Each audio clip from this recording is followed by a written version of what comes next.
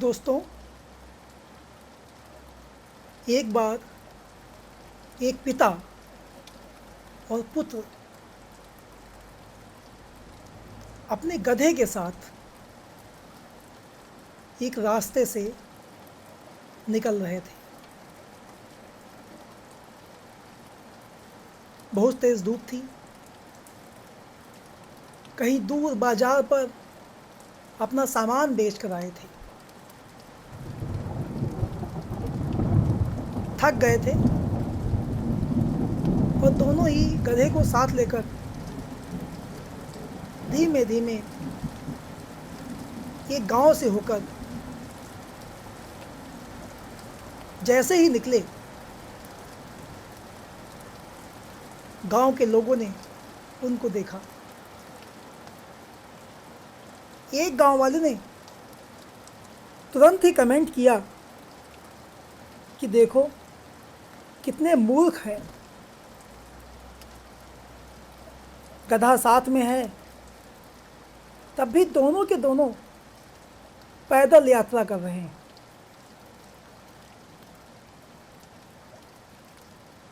उन लोगों ने सुना और सोचा कि बात तो सही है, जब गधा साथ में है तो हमको पैदल चलने की क्या ज़रूरत है। गधा भी थक चुका था, सुबह माल ढोकर बाजार लाया था, तो इसलिए पिता ने अपने पुत्र से कहा कि तुम गधे पर बैठ जाओ।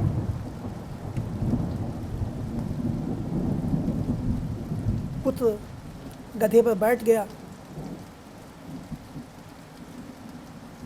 पिता पैदल ही साथ साथ चलने लगा। थोड़ी दूर आगे बढ़े, फिर एक गांव पड़ा और एक आदमी बोल ही दिया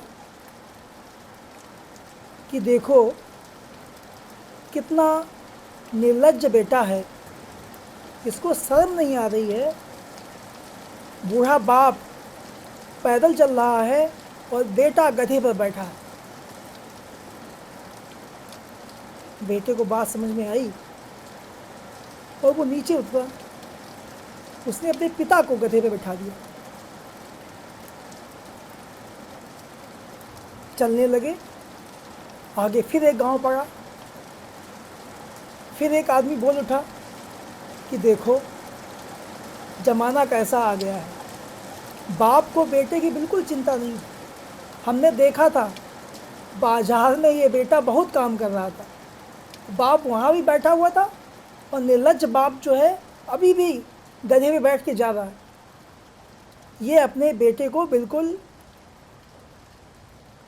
काम करने का ठेकेदार समझता है, हमेशा काम लेता रहता है इससे। बाप को भी बहुत दुख हुआ कि हाँ बात तो सही है, बाजार में काम तो बस बेटे ने ही किया था। उसने बेटे से भी कहा कि ठीक है, आओ तुम भी गधे पे बैठ जाओ। अब दोनों लोग गधे पे बैठ के अपनी यात्रा आरंभ कर दी। अभी थोड़ी दूर आगे पहुँचे ही थे कि फिर एक व्यक्ति बोल उठा, देखो देखो ये कितने पापी हैं, कमज़ोर सा गधा और उसके ऊपर दोनों लोग बैठे हुए हैं। बेचारा गधा तो बेजुबान जानवर है, कुछ बोल भी नहीं पा रहा। कितने पापी हैं। वो दोनों शर्म के मारे गधे से कूद उठे और अब उन्होंने गधे को उठा लिया। दोनों के दोनों अपने कांधे पर गधे को उठाकर चलने लगे। रास्ते में बच्चे मिले, पत्थर उठाए और पत्थर फेंक कर उनके ऊपर बोलने लगे हंसते हुए कि देखो पागल जा रहे हैं, कोई गधे को सर पे उठाता है। मित्रों, ये कहानी हमारे जीवन को बयां करती है। हम दूसरों के वचनों के आधार पर, दूसरों की कही हुई बातों के आधार पर अपने जीवन के निर्णय लेते हैं। हम वो सब कुछ करते हैं जो समाज के फीडबैक के हिसाब से हमको समझ में आता है। कोई ये कहता है ये कर लो, हम वो करते हैं। कोई वो कहता है वो कर लो, हम वो करते हैं। कोई कहता है ऐसे करो, हम वैसे करते हैं। हम अपने दिमाग का इस्तेमाल बिल्कुल नहीं करते। निश्चय हमें करना है कि हमें क्या करना है। सबकी बातें सुनने से बचना है। अगर सबकी बातें सुनना शुरू कर दोगे तो जीवन में कुछ नहीं कर पाओगे। आपको अपनी सुननी है, अपनी आंखें बंद करनी है, अपने मन की आवाज़ को सुनना है और यह निश्चय करना है कि आपके लिए सबसे अच्छा क्या है। वो क्या है जो आपके जीवन के लिए भगवान ने निश्चित किया है। वह क्या है जो आपको इस संसार में अपनी एक छाप छोड़ने के लिए करना है। वह क्या है जिसमें आपको मज़ा आता है। वह क्या है जिससे आपका जीवन सफल होता है। वह क्या है जिसके लिए आप पैदा हुए हो।